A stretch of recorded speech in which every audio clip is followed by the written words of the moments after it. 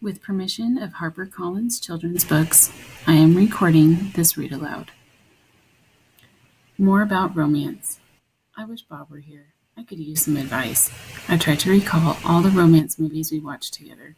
I remember the talking, the hugging, the face licking. I'm not very good at this, but it's fun trying.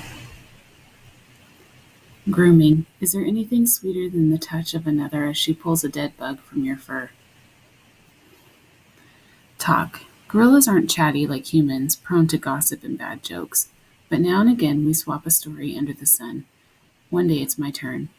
I tell my troop about Mac and Ruby and Bob and Stella and Julia and George, about my mother and father and sister. When I am done, they look away, silent.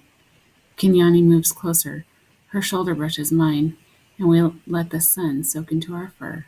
Together. The top of the hill. I've explored every nook and cranny of this place except for a hill at the far end where workers have been repairing a wall. They're finally gone. They've left behind fresh white brick and a mound of black dirt. While the others laze in the morning sun, I want to explore the hilltop. They've been there before, and I have not. Everything is still fresh to my eyes. I take my time going uphill, savoring the feel of grass on my knuckles. The breeze carries the shouts of children and the drowsy hum of bumblebees. Near the top of the hill is a low-limbed tree, the kind my sister would have loved. The wall is endless, clean and white, stretching far down to the habitats beyond my own. It's high and wide, carefully built to keep us in and others out. This is, after all, still a cage. It rained last night, and the pile of dirt is soft to the touch.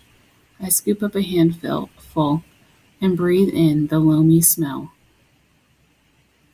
It's a rich brown color, heavy and cool in my palm, and the wall waits, like an endless blank billboard. The wall. It's a big wall, but it's a big pile of dirt, and I'm a big artist. I slap handfuls of mud on the warm cement. I make a handprint. I tap my nose with a muddy finger. I make a nose print. I slide my palms up and down. The mud is thick and hard to use, but I keep moving and scooping and spreading. I don't know what I'm making, and I don't care. I make swoops and swirls and thick lines, figures and shapes, light and shadow. I'm an artist at work.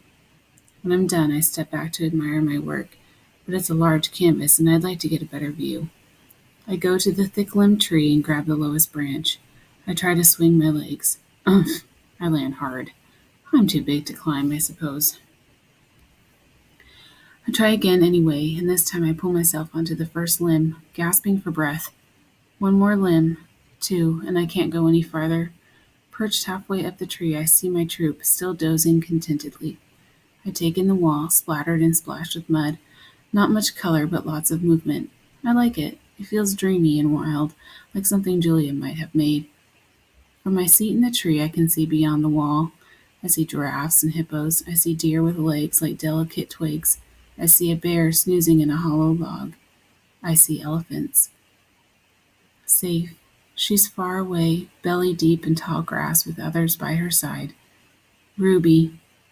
She's here, Stella, I whisper. Ruby's safe, just like I promised. I call to Ruby, but the wind tugs at my words, and I know she'll never hear me. Still, Ruby pauses for a second, her ears spread wide like tiny sails. Then, with lumbering grace, she moves on through the grass.